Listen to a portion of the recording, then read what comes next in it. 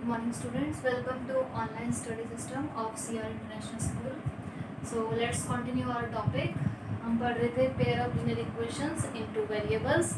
कल हमने पढ़ा था ऑन कंपेयरिंग रेशियोज. हम लोग फाइंड आउट कर रहे थे nature of solutions of pair of linear equations. ठीक है, मोस्ट इंपॉर्टेंट टॉपिक है, एक क्वेश्चन कंफर्म आ गई है.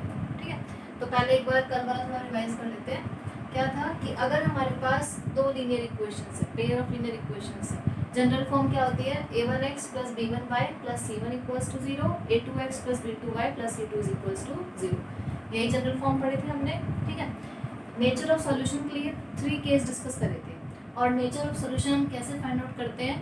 By comparing the ratios. ठीक, तो यही था कि अगर पहला केस क्या है a1 upon a2, a1 a2 क्या है coefficient of x, not equal आ जाए b1 upon b2, b1 b2 क्या है कोफिशिएंट्स ऑफ y. तो उस केस में सॉल्यूशन कैसे होंगे? Unique solution. लाइंस जो होंगी वो कैसी होंगी? Intersecting lines. और यूनिक सॉल्यूशन मतलब सॉल्यूशन तो एग्जिस्ट कर रहा है, उसी को हम क्या कहते हैं? कंसिस्टेंट. ठीक. सेकंड था कि अगर तीनों रेशियोज आपस में कैसे आ जाते हैं? इक्वल. तो उस केस में there are infinite many solutions और लाइंस कैसी होंगी? ओवरलैपिंग, या उसी को हम क्या बोल देते हैं? Coincident lines.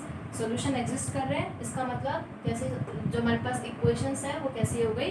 Consistent. Last case था if a1 upon a2 is equals to b1 upon b2 and not equals to c1 upon c2. तो इस केस में सॉल्यूशन एग्जिस्ट नहीं करेंगे, there will be no solution, मतलब कोई भी कॉमन पॉइंट नहीं होगा. तो लाइंस कैसी होंगी आपस में? Parallel lines. सॉल्यूशन एग्जिस्ट नहीं कर रहे हैं, तो इसका मतलब जो हमारे पास इक्वेशन है वो कैसी हो जाएगी? Inconsistent. Consistent means to have solution, inconsistent means they do not have any solution. Clear? Now third question is exercise देखिए. कह रहा है on comparing the ratios find whether the given pair of linear equations are consistent और inconsistent. Ratios compare करके आपको सिर्फ ये बताना है कि ये कंसिस्टेंट है या फिर इनकंसिस्टेंट. ठीक, कंसिस्टेंट के लिए 2 केस थे. यूनिक सॉल्यूशन है तब भी उसको क्या कहेंगे? कंसिस्टेंट. सॉल्यूशन तो एग्जिस्ट कर ही रहा है. इनफाइनाइट सॉल्यूशंस है तब भी क्या रहेगा? कंसिस्टेंट. इनकंसिस्टेंट कब रहेगा? जब हमारे पास क्या रहेंगे? No solution. क्लियर हो गया? ठीक है, अब देखिए फर्स्ट पार्ट है 3x plus 2y is equals to 5, 2x minus 3y is equal to 7. सबसे पहले ये चेक करो, ये जनरल फॉर्म में नहीं है, क्योंकि जनरल फॉर्म क्या होती है? इज इक्वल्स टू में 0 होता है. ठीक, तो आप क्या करोगे? यहाँ पे हमें 0 लेके आना है, तो जो भी टर्म यहाँ पे उसको अपना LHS मिलेगा. ये प्लस 5 है, इधर आके माइनस 5, तो इसको हम लिख सकते हैं 3x plus 2y minus 5 is equals to 0. ठीक, ऐसी सेकेंड इक्वेशन क्या हो जाएगी? 2x minus 3y minus 7 is equals to 0. यहाँ तक क्लियर हुआ? अब रेशियो आपको जो कॉफिशिएंट है वो कंपेयर करना आ गया होगा, तो डायरेक्ट फाइंड करेंगे a1 अपॉन a2. a1 क्या होता है? फर्स्ट वाली इक्वेशन का x का कॉफिशिएंट कितना है? 3. a2 क्या होता है? सेकंड इक्वेशन का x का coefficient that is 2. Simplest form में आ गया ये. Now b1 upon b2. b1 is coefficient of y in first equation, कितना है? 2. b2 is coefficient of y in second equation that is -3. यहाँ तक क्लियर हुआ? अब है c1 upon c2. c1 constant term in first equation कितना है? -5. c2 कितना है यहाँ पे? -7. सिंपलेस्ट फॉर्म में करें, माइनस से माइनस कैंसिल दैट इज 5/7. तीनों रेशियोज आ गए. अब चेक करो कौन सा केस है. तीनों डिफरेंट है, इसका मतलब फर्स्ट केस हो गया. तो हम यहाँ पे कह सकते हैं here a1 upon a2 is not equals to b1 upon b2. Not equal है, इसका मतलब कैसे सॉल्यूशन होंगे? Unique solutions. सॉल्यूशंस एग्जिस्ट कर रहे हैं, इसका मतलब जो ये इक्वेशंस है ये कैसी हो गई? कंसिस्टेंट. कंसिस्टेंट मतलब क्या है? इनके पास सॉल्यूशन है. और सॉल्यूशन कैसे है इनके पास? इस time unique solution, very unique solution. Clear? Now third part is, बाकी के 2 पार्ट आप खुद करेंगे, 3 पार्ट्स में करेंगे. देखिए ये है 3/2x plus 5/3y is equals to 7. Second equation है 9x minus 10y is equals to 14. ठीक, तो पहले इसको अपना जनरल फॉर्म में कन्वर्ट करते हैं. तो ये हो गया 3/2x plus 5/3y minus 7 is equals to 0. 9x minus 10y minus 14 is equals to 0. यहाँ तक क्लियर? अब करिए a1 अपॉन a2. थोड़ा ध्यान से, फ्रैक्शन है यहाँ पे. ठीक, a1 की वैल्यू 3/2, a2 की वैल्यू 9. क्लियर हो गया? तो ये कितना हो जाएगा? 3/2 इंटू 9. ये कैंसिल, कितना हो गया ये 1/6। a1 अपॉन a2 की वैल्यू आ गई 1/6। Now b1 upon b2, b1 की वैल्यू 5/3, b2 इज -10, तो ये हो गया 5/3 इंटू -10, 2 से कैंसिल, कितना रह गया ये -1/6। ऐसा क्लियर हुआ। Now c1 upon c2 is -7 upon -14, इसको सिंपलेस्ट फॉर्म में करेंगे, कितना आ गया 1/2। क्लियर। अब हमने क्या देखा, a1 अपॉन a2, यहाँ गलती नहीं करनी है, a1 अपॉन a2 1/6 है और b1 अपॉन b2 -1/6 है। इसका मतलब ये दोनों अभी क्या है, डिफरेंट है। डिफरेंट है तो कौन सा केस हो गया, first case, that is a1 upon a2 not equals to b1 upon b2। First case है, मतलब यूनिक सॉल्यूशन, सॉल्यूशन तो एग्जिस्ट कर ही रहे हैं, तो इसी को हम क्या बोल देते हैं, कंसिस्टेंट हैविंग यूनिक सॉल्यूशंस। और लाइंस कैसी होंगी, इंटरसेक्टिंग लाइंस। तीनों चीज आपस में रिलेट है, सब आप लिख कह सकते हैं। Now the fifth part, 4/3x plus 2y is equals to 8, 2x plus 3y is equals to 12।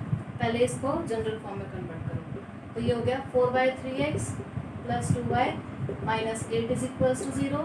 Second equation हो गई 2x plus 3y minus 12 is equals to 0। है ना, क्लियर हो गया। अब रेशियोज कंपेयर करते हैं, तो पहले a1 अपॉन a2, a1 की वैल्यू 4/3, a2 इज 2, ये हो गया 4/3 इंटू 2, कैंसिल, कितना हो गया ये 2/3। है ना, क्लियर हुआ। अब आते हैं b1 अपॉन b2, b1 की वैल्यू 2, b2 की value 3। Next is c1 upon c2, c1 की वैल्यू -8, c2 की वैल्यू -12। अब देखिए ये 4 पे कैंसिल हो रहा है, कितना जा रहा है 2/3। ठीक, तो आप ध्यान से देखो, a1 upon a2, b1 upon b2, c1 upon c2, तीनों की वैल्यू सेम आ रही है और कितनी आ रही है 2/3। तो हमने क्या देखा कि a1 upon a2 is equals to b1 upon b2 is equals to c1 upon c2।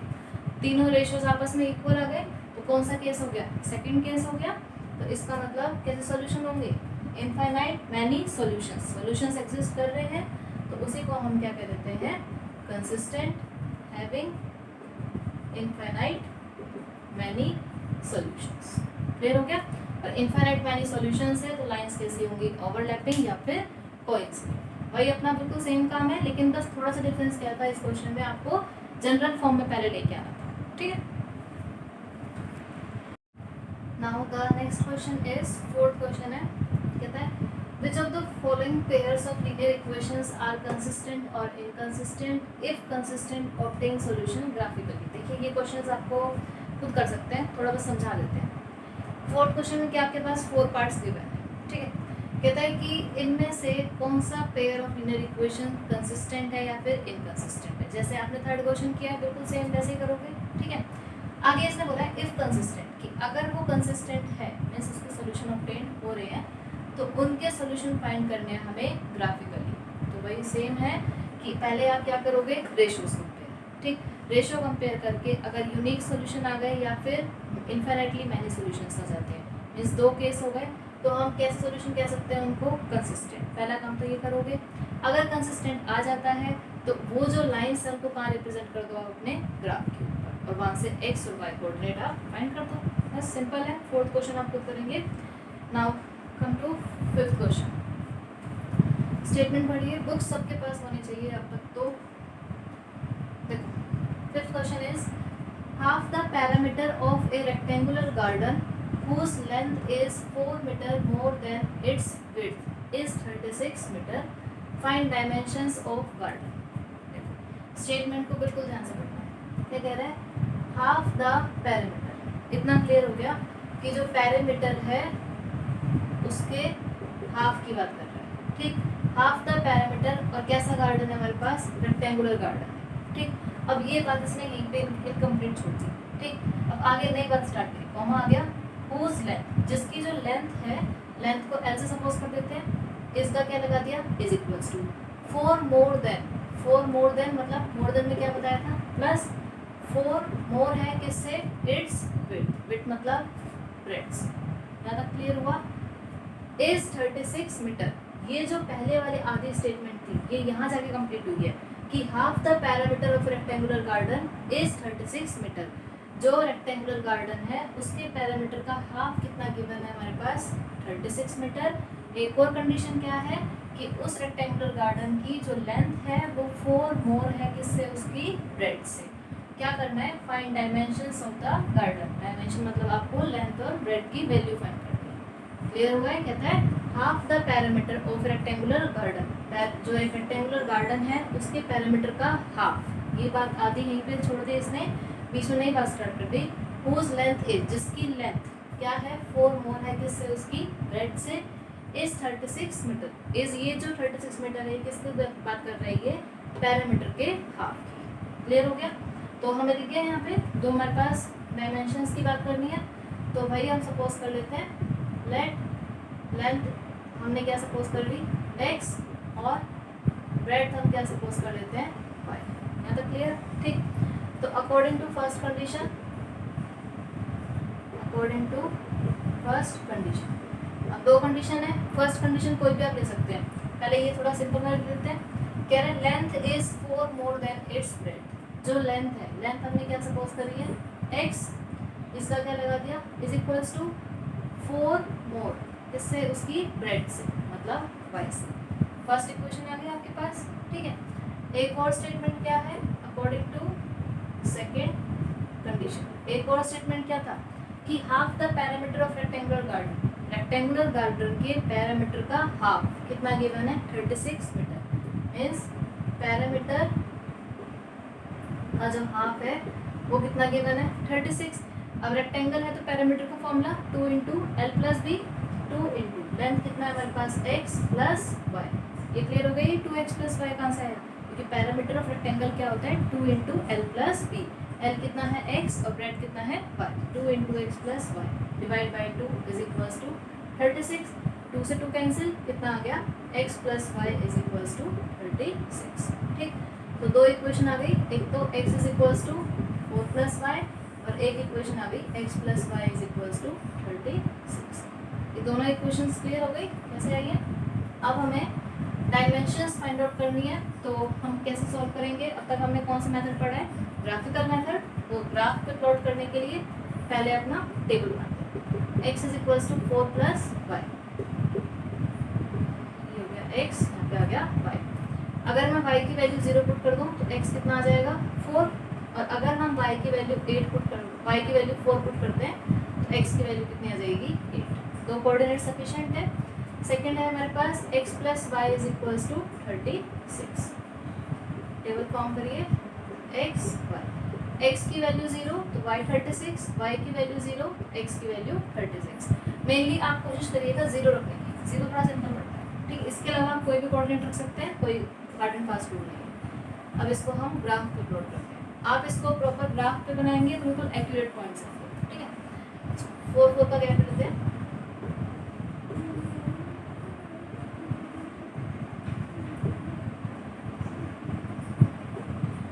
इधर भी ये होगी x एक्सिस, यहाँ पे आ गई हमारे पास y, 12, 16, 20, 24, 28, 32, 36, 4, ये हो गई y एक्सिस। ठीक है, पहले फर्स्ट के लिए x is 4 when y is 0, x is 4 when y is 0, ये बनेगा। सेकंड है x is 8 when y is 4, x की वैल्यू 8 और y की वैल्यू 4, ये रहेगी। इसको आप ज्वाइन कर दीजिए और हाथ क्या यहाँ पे इक्वेशन ऑफ लाइन। यहाँ तक सही हुआ, x is equals to 4 plus Y. Second के लिए जब x की वैल्यू 0 है तो y की वैल्यू 36, और जब x की वैल्यू 36 है तो y की वैल्यू 0, ये बनेगा।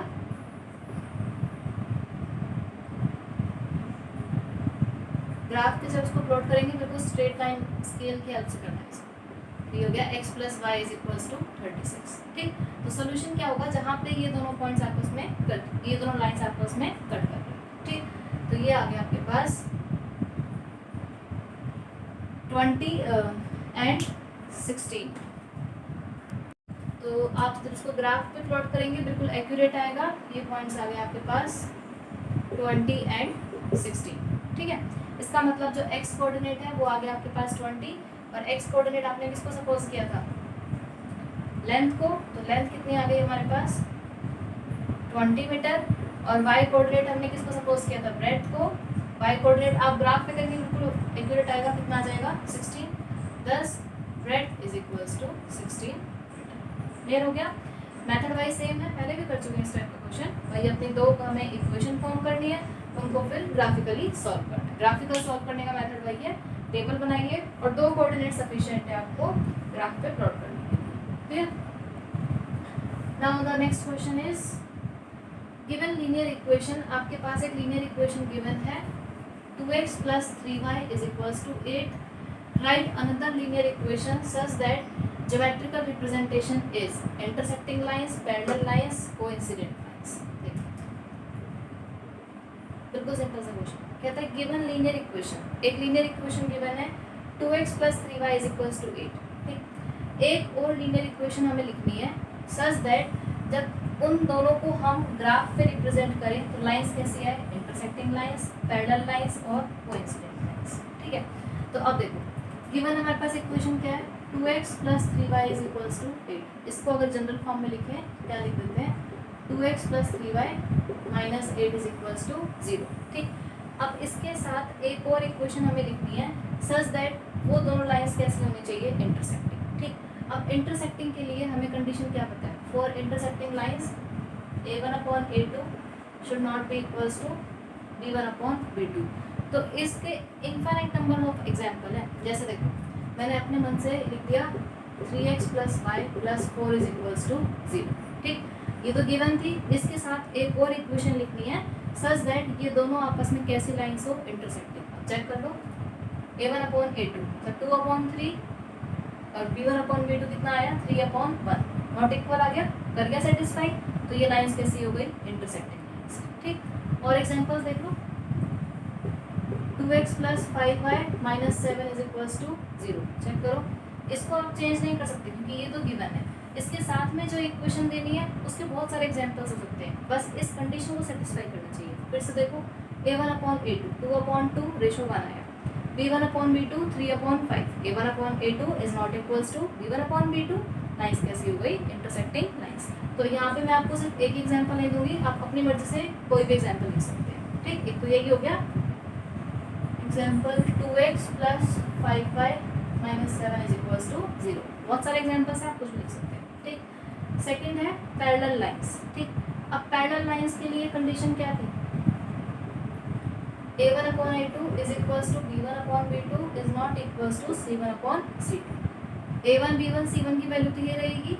सेकंड इक्वेशन हमें खुद से लिखनी है, खुद से ऐसे लिखना है कि a1 upon a2 और b1 upon b2 का रेशियो तो सेम है लेकिन c1 और c2 का रेशियो डिफरेंट है। तो हम क्या कह देते हैं 4x plus 6y plus 8 is equals to 0। Check करो a1 upon a2 2 upon 4 1/2 आया, b1 upon b2 3 upon 6 ये भी 1/2 आया, दोनों इक्वल हो गए। लेकिन c1 upon c2 minus 8 upon 8 कितना आएगा -1, नॉट इक्वल आ गया, कर रहे सेटिस्फाई। तो एक एग्जाम्पल ले लेते हैं, आप और भी एग्जाम्पल ले सकते हैं, इसका सिर्फ एक ही आंसर नहीं है, बहुत सारे आंसर सकते हैं। ठीक है, नेक्स्ट इज कोइंसिडेंट लाइंस या फिर ओवरलैपिंग लाइंस। उनके लिए कंडीशन क्या थी a1 upon a2 equals to b1 upon b2 is equals to c1 upon c2। मतलब तीनों रेशियोज आपस में क्या होने चाहिए, इक्वल। ठीक, तो देखो a1 b1 c1 तो पहले से गिवन है, इसके साथ में इक्वेशन लिख देते हैं 4x plus 6y minus 16 is equals to 0। Check करो a1 upon a2 2 upon 4 1/2, b1 upon b2 3 upon 6 1/2 minus 8 upon minus 16 1/2। तीनों रेशियोज इक्वल आ गए। तो इस केस में कैसे हो जाएंगे हमारे पास ये coincident lines. 4x plus 6y minus 16 is equals to 0। There are infinite numbers of examples, आप कोई भी दे सकते हैं। Clear. Now the last question of our exercise कहता है draw graph of equation x minus y plus 1 is equals to 0 and 3x plus 2y minus 12 is equals to 0। आपको बिल्कुल simple सा क्वेश्चन है, कहता है ग्राफ ड्रॉ करना है इन दोनों इक्वेशंस का। ठीक, और आगे है determine the coordinates of triangle formed by these lines and X axis and shade the region. सबसे पहले अपना हाफ क्वेश्चन करते हैं कि हमारे पास दो इक्वेशंस गिवन है, आपको इनका ग्राफ ड्रॉ करना है। ठीक है, तो ग्राफ ड्रॉ करने के लिए वही दो लाइंस है, ग्राफ कैसे ड्रॉ करोगे, टेबल फॉर्म करो और अपने ग्राफ पे वैल्यूज पुट करो। ठीक है, मैंने इसको पहले कर दिया, ये गिवन था x minus y plus 1। ठीक, तो एक बार मैंने x की वैल्यू 0 पुट करी। ठीक है, तो कितना हो जाएगा 0 minus Y plus 1 is equal to 0। तो minus Y plus 1 is equal to 0, minus Y is equal to minus 1, Y की वैल्यू कितनी आ गई 1। यही हुआ, जब x की वैल्यू 0 है तो y की वैल्यू कितनी आ गई 1। एक बार मैंने y को 0 पुट करा तो x की वैल्यू आ गई माइनस। यहाँ तक क्लियर? दो कोऑर्डिनेट्स आ गए, सफिशिएंट है, वैल्यू पुट कर। जब x 0 है तो y की वैल्यू 1, x 0 y की वैल्यू 1, x इज माइनस 1 तो y की वैल्यू कितनी है 0। जब x की वैल्यू माइनस 1 है तो y की वैल्यू 0। इसको मैंने ड्रॉइंग कर दिया, आ गई ये लाइन हमारे पास x माइनस वाई प्लस 1। यहाँ तक क्लियर? ठीक। अब सेकंड लाइन क्या है 3x प्लस 2y माइनस 12, बिल्कुल सेम भाई। एक बार x की वैल्यू 0 करी तो y की वैल्यू आ गई 6, एक बार y की वैल्यू 0 करा तो x की वैल्यू आ गई 4। मतलब जब x 0 है तो y कोऑर्डिनेट कितना आया 6, जब y 0 है तो x कोऑर्डिनेट कितना आ गया 4। और इसको आप कर दो ज्वाइन, और यहाँ पे आप लिख दीजिए equation that is 3x plus 2y minus 12 is equals to 0। यहाँ तक क्लियर हो गया? ठीक। ग्राफ में तो प्लॉट करोगे। अब आगे कहते हैं डिटरमाइन द कोऑर्डिनेट्स, हमें कोऑर्डिनेट्स फाइंड करने हैं किसके, ऑफ ट्राइंगल। ट्राइंगल दिख रहा है यहाँ पे, ठीक। फॉर्म्ड बाय, ट्राइंगल की 3 साइड्स है, 3 साइड्स कौन कौन फॉर्म करेगा, दीज लाइंस। जो ट्राइंगल की 3 साइड है उनमें से 2 जो हमारे पास साइड होंगी वो तो किससे रिप्रेजेंट होंगी, इन लाइन्स से। इन लाइन से एक तो ये लाइन रिप्रेजेंट हो रही है ट्राइंगल की साइड, और एक ये वाली जो लाइन है ये किसका काम कर रही है, ट्राइंगल की एक और साइड का काम कर रही है, ठीक। और जो थर्ड साइड है वो किससे रिप्रेजेंट हो रही है, बाय एक्स एक्सिस। ये एक्स एक्सिस है, आगे ट्राइंगल की तीनों साइड्स हमारे पास, तो इसको हम क्या कर देते हैं शेप। यही करना था, ठीक। अब इसने क्या बोला हमें कोऑर्डिनेट से फाइंड करने, कोऑर्डिनेट चेक कर लो। ये कोऑर्डिनेट कितना था, x की वैल्यू 4 y 0, ये कोऑर्डिनेट कितना है, x की value -1 y 0। Third coordinate graph पे जब प्लॉट करोगे बिल्कुल एक्यूरेट आएगा, और ये बनेगा आपके पास 2, बस ये करना था। इसके अंदर कुछ भी अलग नहीं है, हमें ग्राफ प्लॉट करना है। सिर्फ ये था कि ग्राफ प्लॉट करने के बाद जो ट्राइंगल फॉर्म होता है उसके आप कोऑर्डिनेट्स अलग से बताएंगे, थोड़ा सा डिफरेंस इसके अंदर भी है, ठीक है। Clear? 1 y 0। Third coordinate graph पे जब प्लॉट करोगे बिल्कुल एक्यूरेट आएगा, और ये बनेगा आपके पास 2, बस ये करना था। इसके अंदर कुछ भी अलग नहीं है, हमें ग्राफ प्लॉट करना है। सिर्फ ये था कि ग्राफ प्लॉट करने के बाद जो ट्राइंगल फॉर्म होता है उसके आप कोऑर्डिनेट्स अलग से बताएंगे, थोड़ा सा डिफरेंस इसके अंदर भी है, ठीक है।